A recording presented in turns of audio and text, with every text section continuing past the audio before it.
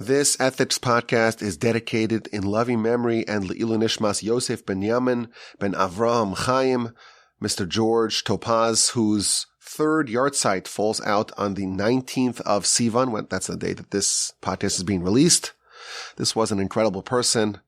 He was born in Warsaw in 1924, so he was just a young teenager when the war started, and he underwent the horrors and the tragedy of war. He was the only survivor of his family. Only 48 hours after the liberation, he joined the American Army, and he went on to build an incredible life, a leader in his community, an advocate of the state of Israel, and someone who was always growing and working on his character and refining himself. He also published his memoirs, the Holocaust memoirs, in a book titled The Iron Furnace. And there's also an incredible 4-hour plus video that you could see online that he did with the Shoah Foundation, where he tells over a story. And you could see he was a very refined person, and he is sorely missed. And we are dedicating this podcast in his memory and for the elevation of his soul. May his soul be elevated in heaven. We are up to chapter 6, and we're still in Mishnah number 6. This is the famed 48 ways to wisdom, and we're up to way number 20. B'miut sicha, with limited sicha, which means conversation, talking, or chit-chat. Of course, as humans, we are verbose. We like to chat. We like to be loquacious. And we like to talk. That's effectively what we are. We are talking beings, as we know. And the talk can be productive talk. It could be edifying talk. It could be, of course, sinful talk. There are many, many mitzvos that relate to sins of the speech. And then there's all this gray area in the middle. Idle chit-chat. Well, you just speak about things. And it's not necessarily a mitzvah. You can't really say it's a mitzvah, or it doesn't immediately appear to be a mitzvah, and it doesn't seem to be a sin. It's just conversation. Small talk. A way to acquire wisdom, we're told, is with a little bit, with limited small talk, limited chit-chat. A bit, as we said, with all these ways that are a little bit is necessary. It's actually helpful, but not too much. Now, of course, there is conversation that's a mitzvah. You know, the study of Torah, we're told you're not supposed to just scan the Torah with your eyes. When you read, you're supposed to enunciate it.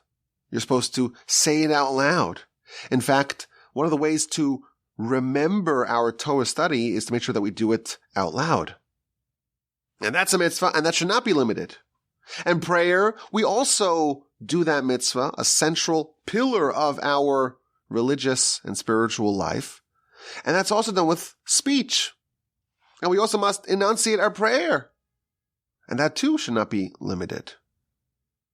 Now, there's other sorts of speech that should be eliminated entirely. Lashon hara, evil talk, is one of the worst sins, as we know. Any talk that's demeaning, insulting to others, that is hurtful for others, that reduces or diminishes or makes other people feel bad. Any talk that is gossip, that can potentially lead to any sort of bad behavior, that must be eliminated entirely. But chatting, that should be limited, but not eliminated entirely. Evidently, speaking with others, conversing with others, chatting with others, it's valuable in small, moderate doses. Not too much and not too little. Not a monk who takes a vow of silence, and not a blabbermouth who can't stop talking. Now, I always think that maybe one of the biggest discrepancies between how we view things and how the Torah views things is the power of words. We think of words as, It's just words. It's not real. Actions matter. Actions speak louder than words. Talk the talk, but can you walk the walk? The Torah tells us that the essence of humanity and the differentiation between humans and animals is that we have the capacity to use verbal speech, verbal articulation. This is what makes us a human. In fact, there is the very famous comment or translation of the Onkelos, Vayihi ha'adam lenefesh chaya, when the mighty infused in the nostrils of man the soul of life, man became a living being.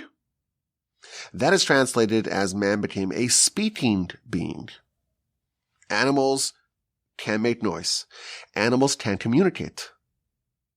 But humanity, we articulate. We can express nuanced ideas via words. And it's almost like our intelligence is captured in language. And the limits of your language, it's almost the limits of your ideas. If you cannot find the right way to capture it, to codify, give an idea with a word, that idea is almost not part of your world.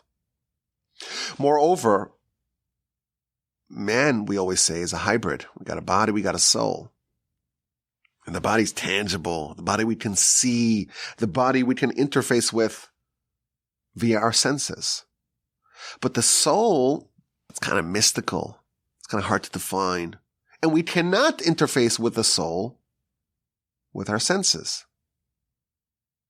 Speech is a fusion of body and soul.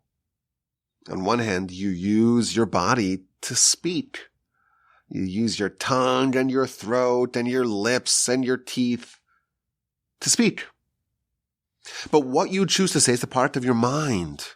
And what happens with those words? Where are words? How do I say? I can't see the words. It's hard to capture them.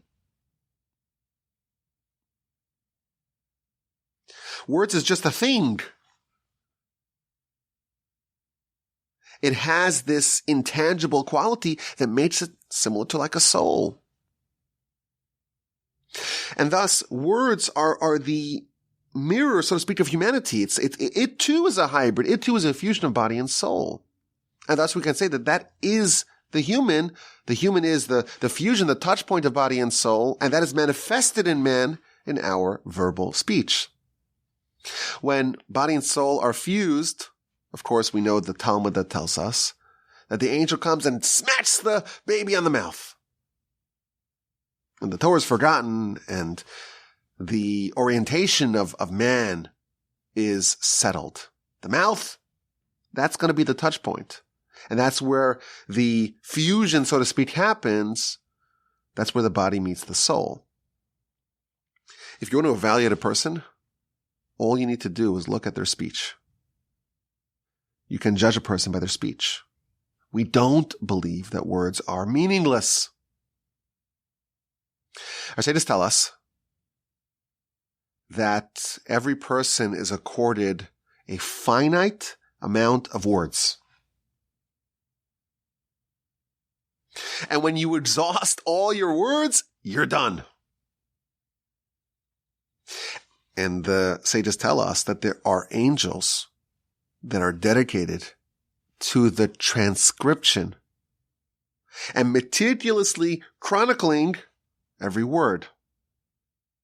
And that's why we're told many lessons about this, to use our words sparingly, use them judiciously, use them wisely. The Talmud tells us that Lashon Hara, which is evil talk, where we deploy our words for bad, it's one of the worst sins in the world. In fact, according to at least one statement, it's worse than the 3 cardinal sins.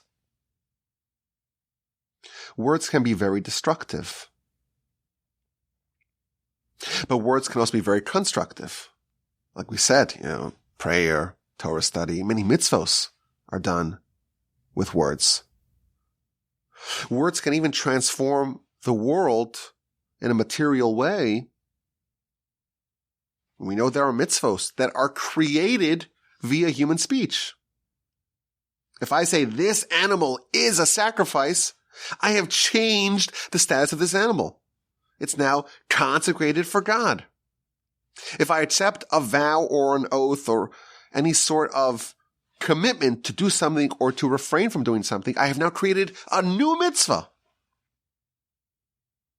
And it's obligatory to me like all the other mitzvos in the Torah. So words are very serious. There is a line in the Talmud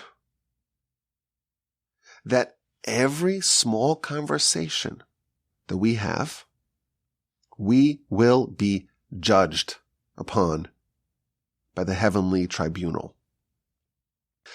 There are accounts that tell us of people who had some sort of touch point with the heavenly system of judgment,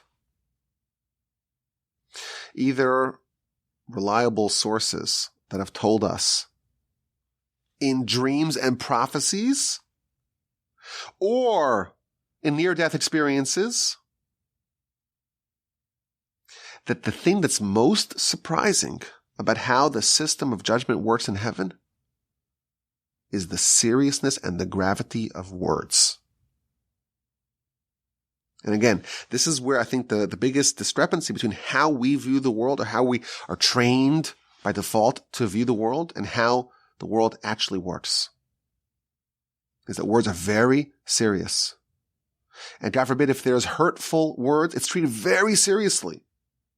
The Torah tells us someone who demeans, who ridicules, who causes pain with their words to the less fortunate, to the widow, to the orphan, that is grounds for, God forbid, their wife to become a widow and their children to be orphans. It's a capital offense. Words are very serious. So obviously we know that we should strive to use words, to use this incredible superpower for good, for mitzvos, for the agenda of the soul, for Torah, for prayer. And we should avoid, of course, any sinful use of words. But what about anything in the middle? Idle chit-chat.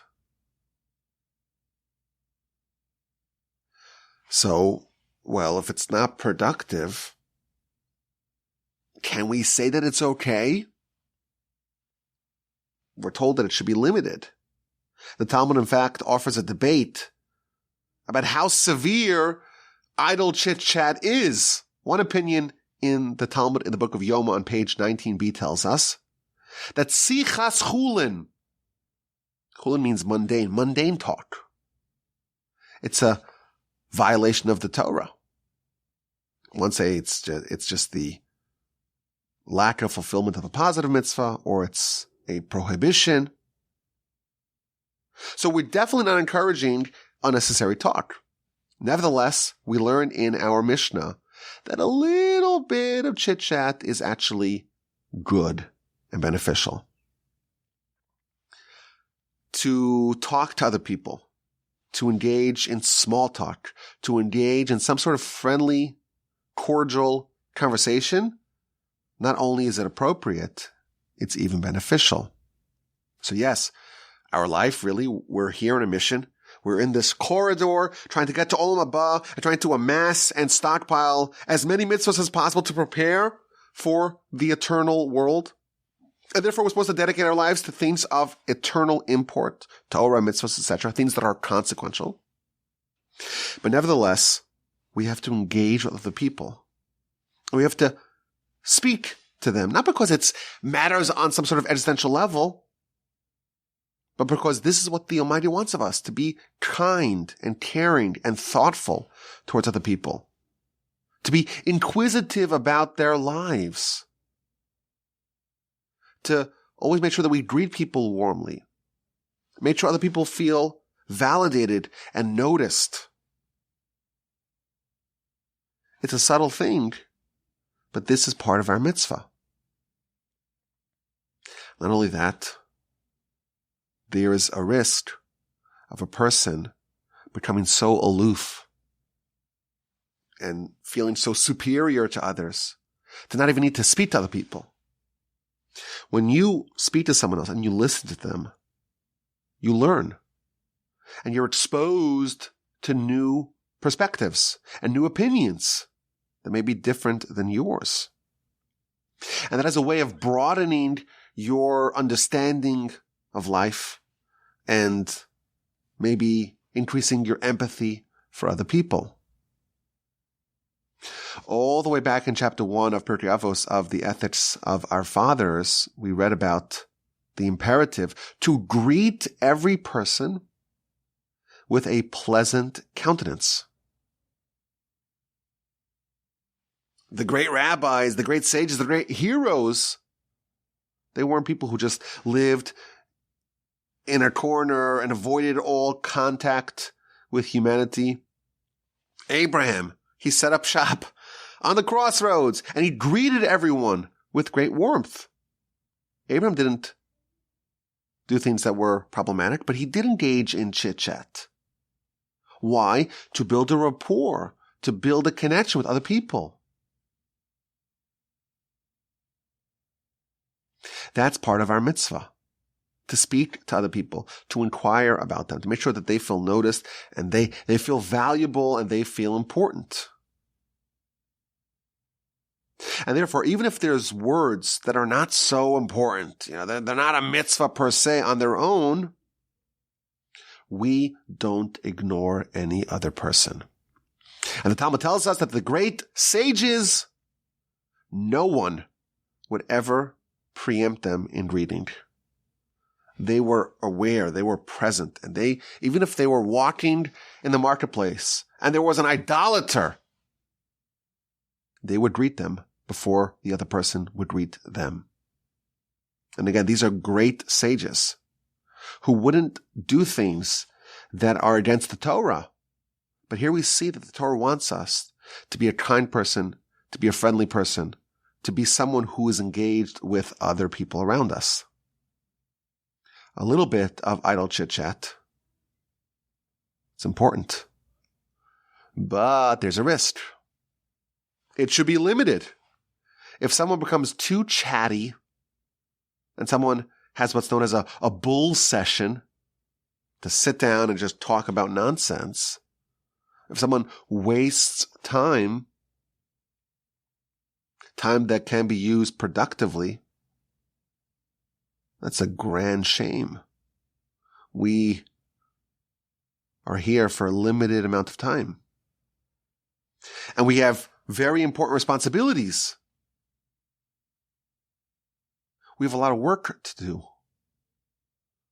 And we have to be very careful about how we spend our time. It's the only resource that doesn't really stale. It's the last area of scarcity in our lives. It's precious. There's no way to create more of it.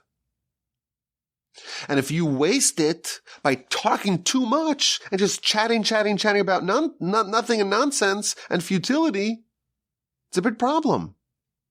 Of course, if you just chat aimlessly, there's the risk of actually going into the realm of Lashon Hara. So you have to have a little bit of it, our sages are telling us, but not too much. When you are a person who's engaging with other people, you can build a bond with other people. You can share the human experience with other people. You can empathize with another person, understand their life. And certainly if you want to be an influence upon other people, it's critical to build rapport with others. Certainly even as parents. Your kids are into all sorts of things that you don't care about. But if you're not engaged with them, and you're not speaking to them on their level, and you don't care about what they care about, there's a distance between you and them. And if you want to influence them, they have to know that you care about them. And you have to give them the impression that if it's important to them, it's important to you. So you have to engage in a conversation with anyone that you want to have any impact upon. So there's another element of this idea. Idle chit-chat, it's not so idle if you're building a relationship with another person. It shows that you care about them, shows that you love them. And that, of course, can deepen the relationship and can lead to other things. Silence, of course, is a virtue. All the way back again in chapter 1, one of the great sages told us that the best thing for our body is silence. When we're silent, we can learn. When we're silent, we can allow our thoughts to develop. When we're silent, we can be more humble. Our instinct, of course, is to always show how brilliant we are and to display our genius for everyone. But when you bite your tongue and you're silent, you're actually developing yourself in a material way. And when you're silent, you can experience. You don't always have to speak. Allow ideas to percolate in your head. And even when you do speak, it's imperative, or there's certainly a benefit, to think and to sift your words. Think before you speak and sift them. The first rule is keep your mouth shut. The second rule is, okay, when you speak, make sure that you intend to say what you want to say. My grandfather, blessed memory, he excelled at this. One of his hallmarks was that he never blurted anything out. And even when his students came to him for advice, and if anyone asked him a question, never did he give a rapid-fire response, a knee-jerk response. Never. And of course, part of this is self-control. Let's say you know the answer. So again, the instinct is to just blurt it out. But if you're silent when you have what to say, that is an exercise in self-control. And certainly if you don't have what to say, engage your mind. Think about it before you respond. So he was always thoughtful before he responded. I got a chance recently to read some of my grandfather, of blessed memory's students' memoirs. And I read two incredible stories about when he revealed to some of his students a little bit of how he operated, a little bit of the mechanics of how he operated. And these stories really struck me. He had a conversation with one of his students about what is the relationship that someone has with a real teacher. We're told in the book of ethics that we have to acquire a teacher, assign for ourselves a teacher. What does it mean? So he told his student that many times in his life, he has dilemmas, real uncertainties, and he doesn't know what to do. Now, what do you do if you have a dilemma? You have an uncertainty. You have a decision to make. You are at an important crossroads in your life. What do you do? Of course, you could throw darts, but that's not the way we operate. So, of course, it made sense to ask for advice, right? That makes sense. But before you ask for advice, you have to rigorously and thoroughly think through the question. Make a list of pros and cons for every variable and every element of the discussion to really work through the problem yourself. The Almighty gave you a brain. Use it. It's quite powerful. So my grandfather told the student, whenever he has a dilemma, he first works through all the variables in his head as best as he can, and he decides what he thinks is the right approach. And then he takes his solution and he puts it in a box. He puts it off to the side. And then he begins the identical process with the question, or with the operating philosophy of, what would my teacher say? This is already after his teacher, his primary teacher, the great Rabbi Yerucham, passed away. And he would think through the problem a second time, this time saying, okay, all these variables and all these angles and all these elements of the subject, what would my teacher say about this? And I would, so to speak, consult with him, he said. And I tried to arrive at a clear conclusion of what my teacher would say in this question, in this dilemma. And then I evaluate the two results. And if our results differ, I take the result that I had and I discard it, and I go with the result that I came up with via this process of thinking of what my teacher would say. And the reason why I think this is pertinent to our subject, this is all done in silence. This is how sometimes you process through a dilemma, a question. Not just to blurt it out and just blabber, and blabber, but to really rigorously think about it. And when you're talking, you're not thinking. A second story. My grandfather, of blessed memory, had many students. And they would come to him for advice on the dilemmas of their life. Not only that, he became renowned the world over as a good address, as a person that you can go to help resolve your issues that you may have. So my grandfather would receive letters from all over the world, from people dealing with real problems. And you would have visitors coming to his home, coming to the yeshiva, to sit down and address their dilemmas with him. And one time, something very unusual happened.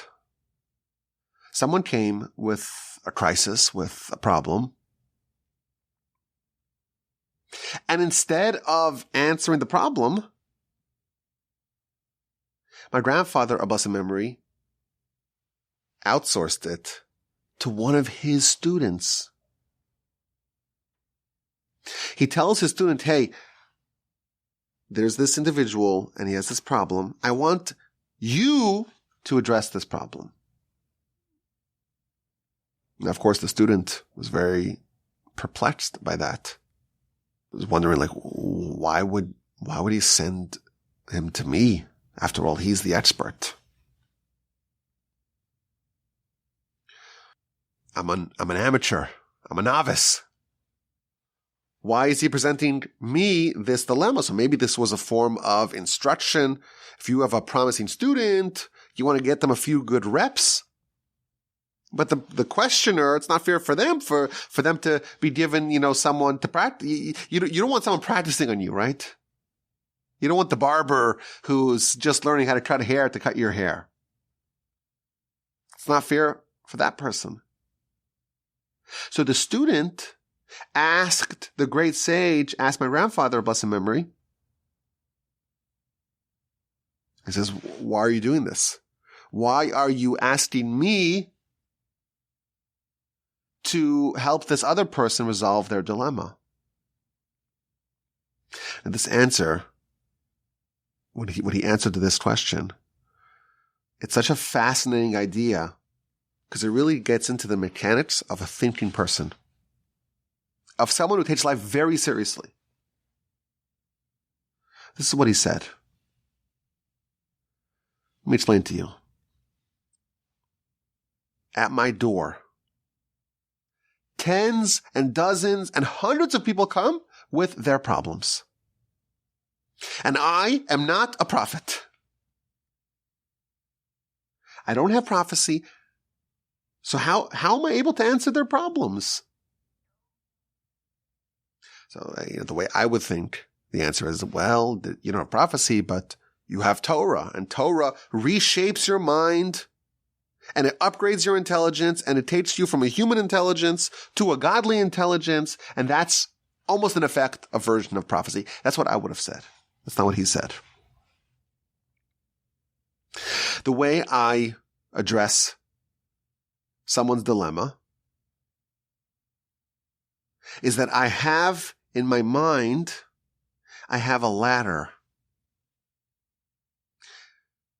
And on that ladder, there are hundreds of rungs.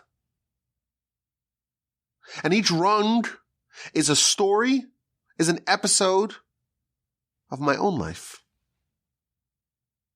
And if something happened to me, well, I know what happened, and understand the variables, and understand what the repercussions are, and what the consequences are. And if therefore, if there's a student, or there's someone coming to me with their problem, I scan all the stories of my life. I go up and down that ladder, those hundreds of rungs, and I try to find the rung, the episode of my life that it's appropriate, that's the same sort of problem that this person has. And therefore, I'm able to know what to do because, after all, I experienced a version of this same problem. And this particular individual, I stand and I stand and I stand, and I couldn't find the right sort of life experience that's a perfect match for their dilemma, and therefore I outsourced it to you.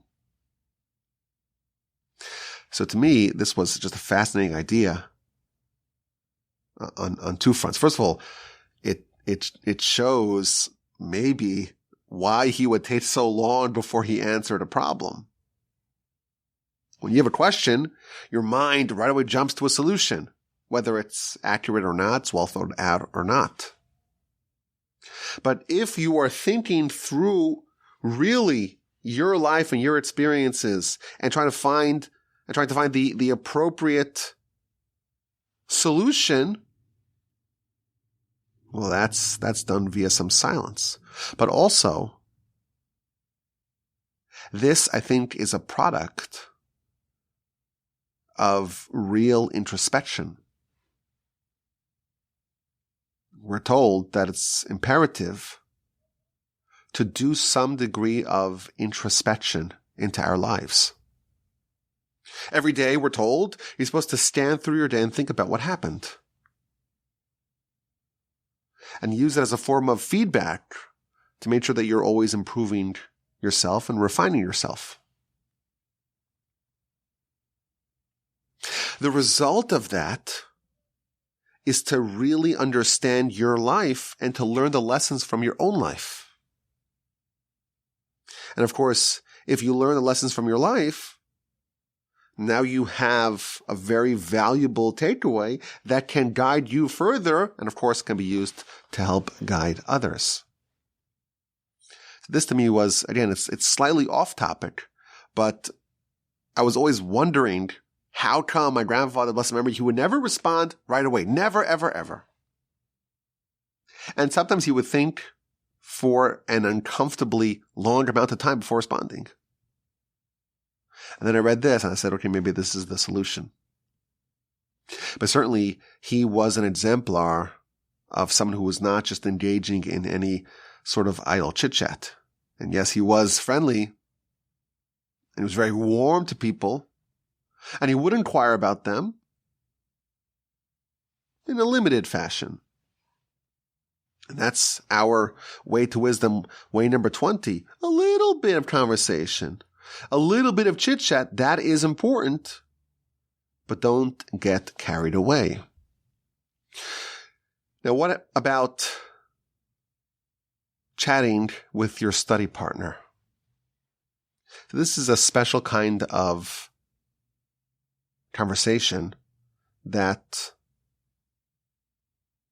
is maybe underappreciated as to how severe it is. The Midrash tells us that Torah study is the greatest mitzvah, and parallel to that, abandoning Torah study, that is the gravest of sins. If you're studying with your study partner, and you start to neglect the Torah study to chat about something else, that's a real affront to the Almighty's Torah. I was joking recently how if anyone had the great privilege of studying in the yeshiva, they know exactly what I'm talking about. But if you're in yeshiva, you're expected to study 4 hours of Talmud, multiple stints throughout the day. 4 hours in the morning, and 4 hours in the afternoon, and a couple hours at night. With a study partner, of course. Not just lectures, listening to lectures, but to study on your own, actively. And what happens is that when the book of Talmud is open before you, the wellsprings of subjects to chat about, it just opens up. And the reason why is because the study of Torah is the gravest threat to the fiefdom of the Yetzer Hara. Torah is the only antidote to the Yetzer Hara. And therefore, there are more challenges, more obstacles placed before a person who wants to study Torah. And therefore, even someone who is not a great conversationalist, put a book of Talmud before them and suddenly they could chat for hours and hours and hours. This is the essential conflict in life. We have the Torah, which is pure goodness and pure will of God, and is designed to entrench the dominion of God in a person's heart. And that's really where the Yetzer Hara squats. And therefore, the conflict over Torah study is the essential conflict of life. And it's very difficult. And this is also part of our conversation. Yes, there is room for some degree of chit-chat, but we have to be very careful when it comes to Torah study. Now, the Chazon Ish used to say that it's very, very hard to get someone to study, 4 hours of Talmud straight. And therefore he says it's okay to chat up to 10 minutes. Once you reach 10 minutes, that's when it gets really dangerous. And the commentaries bring our Mishnah and they say, well, a little bit of conversation, that's actually beneficial. And that could be applied even in the context of Torah study. Because if it's there to facilitate Torah study, if it's there to kind of help a person decompress a little bit, then that's okay. And in fact, the Talmud tells us the great sages would open up their lectures. And this is going back 2,000 years almost. In the times of the Talmud, the great sages would open up their lectures with a joke. Not to be too serious. This goes to the great Jewish tradition of humor. But the great sages would open up their lecture with something a little bit less serious. And of course, eventually they would get there. That's a way to kind of ease people into it. And this is the balance that this way to wisdom is trying to strike. If someone engages in too much chit-chat, too much conversation, it's really harmful.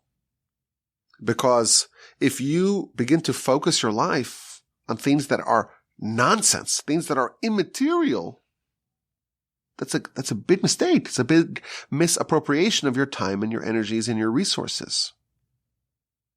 But if someone has nothing, if someone is only serious all the time, there's also a problem. They get disconnected from the real world. They get disconnected from other people. And in truth, it can actually be harmful to their pursuit of Torah. Torah is the Almighty's wisdom overlaid upon our world. And if a person has no connection with the world, they're a monk, they're an ascetic living a life that is withdrawn from the world, that will ultimately result in ignorance in Torah as well. Even the Nazir, who lives an ascetic life, that's supposed to be for 30 days. A little dose of it. And then come back to reality. This is way number 20. B'miut sicha, with limited idle conversation and chit-chat, limited but not eliminated, a little bit, is actually helpful and productive.